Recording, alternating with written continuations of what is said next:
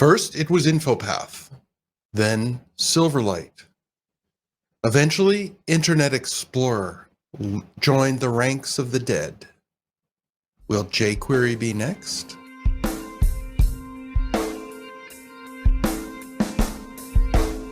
Can we just address the fact that we are all so happy that Internet Explorer is dead? I know, right? I think in a lot of ways, actually. So, full disclosure, jQuery is not dead. It's No.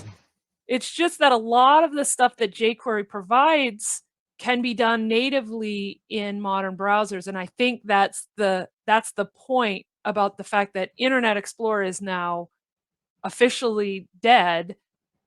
You know, is jQuery as needed as it used to be? Because I think jQuery was Right. the thing that sort of patched that Internet Explorer experience so that you could write Well, a code yeah. base and address Internet Explorer and other more modern browsers at the same Right. time. I mean, jQuery was originally introduced, if I remember correctly, as a compatibility library. It was there Right. because all the browsers were a little different.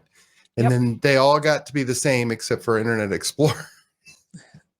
And now I guess Edge solves that by having an Right. IE mode that works with the old enterprise apps that haven't got updated. Right. And the actual browser is Chromium, which is super compatible with everything. So Exactly. So today we're absolutely going to be talking about those things you can do natively.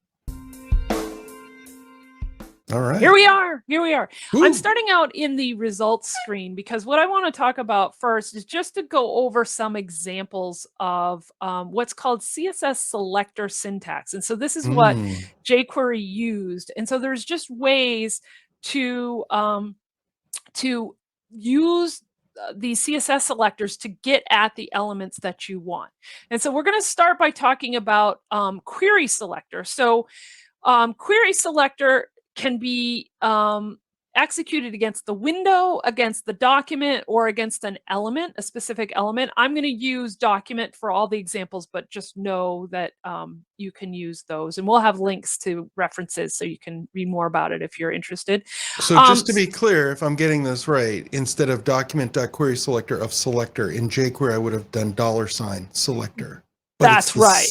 Does the It's the same thing. same thing. Yep. Except for jQuery would return you a jQuery object, which was this special thing. That's true.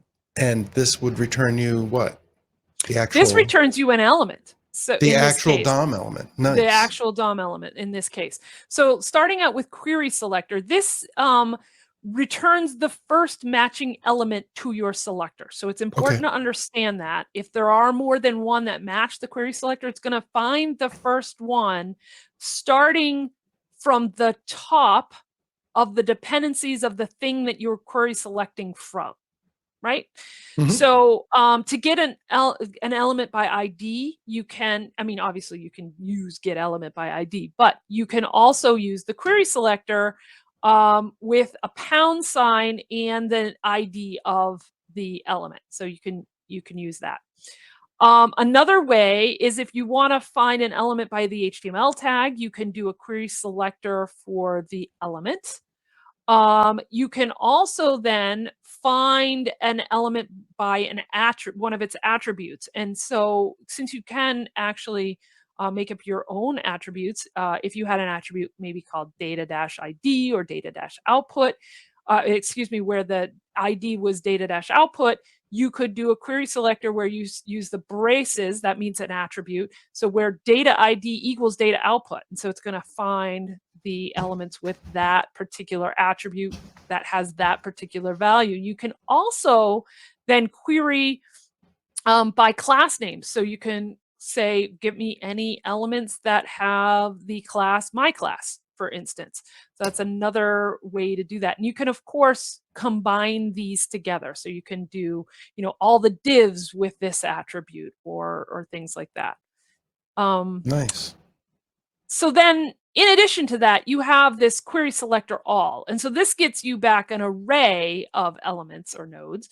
And so in this case, you just change what your what your property is, but all the selectors are the same. So if you do query selector all with data ID, just data ID and no value, you could get all of the elements that have a data ID tag. Doesn't matter what the value is, or excuse me, attribute, not tag. Get all the div elements on the page. Just pass in div instead, or get all of the elements with that a particular class. So that's another way that you can do that. Switching over, let's go back to the JavaScript here because I have some other things that you can do. So create element. So if I click create element, it says, this is a new element. Woo, Nice. fancy, right? But let's come back over to the JavaScript and look quickly. So I have some functions that I defined really quickly here. You can just do document dot create element and say I want a new div, and then all I did in this case is I went and used the standard get element by ID and appended the child a child element of the new element that I created. So that's how to create an element, and it's sort of now by inheritance I've explained append child. So there's appending a new child element. This is kind of handy for the li example. So if we come down here and say, if I want to append a child, I can add a new element to that ULLI class there. Cool. Getting and setting attributes. So, if I want to set this attribute to pink, I can do that. So let's come back to our JavaScript here and we'll have a set attribute. So essentially what I'm doing is I'm saying get element by ID. I have an element that I called get attribute, and I'm going to set the style background color to pink, and then I can update the inner text of that element to say the word pink.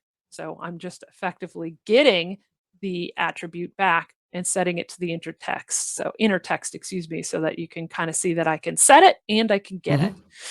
And then last one is the event listeners. So I have it on the other side, but all of those buttons that you saw in my results have buttons that have an event listener. And the way that I assign what the click event is going to do is by adding an event listener to the click event and then saying, okay, well, when the click event happens on the create element button, then I'm going to call the create element function, which is this right here. Okay.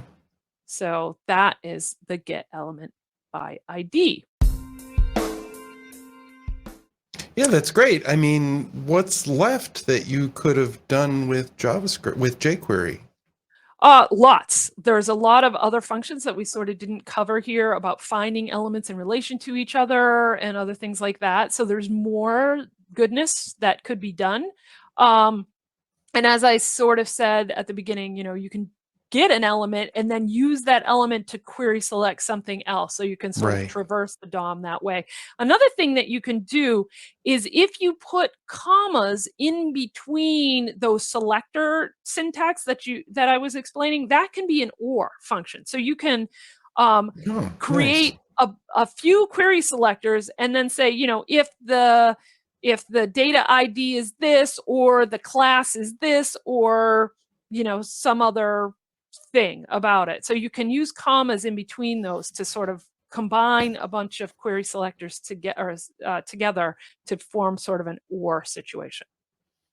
Well, that's great. And I guess the other things I can think of are not under the DOM manipulation banner. Things like fetch is now the built-in way to do the equivalent of a REST call from JavaScript, from jQuery.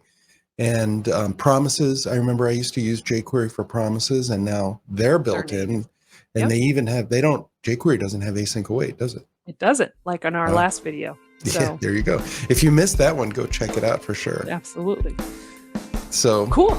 So, hey, did you like this video? Was it interesting? Did you get anything new? Would you like to learn anything more about this topic?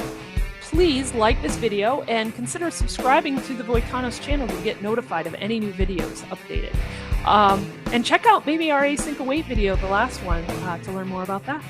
Great. Thanks for joining us today on Browser Native.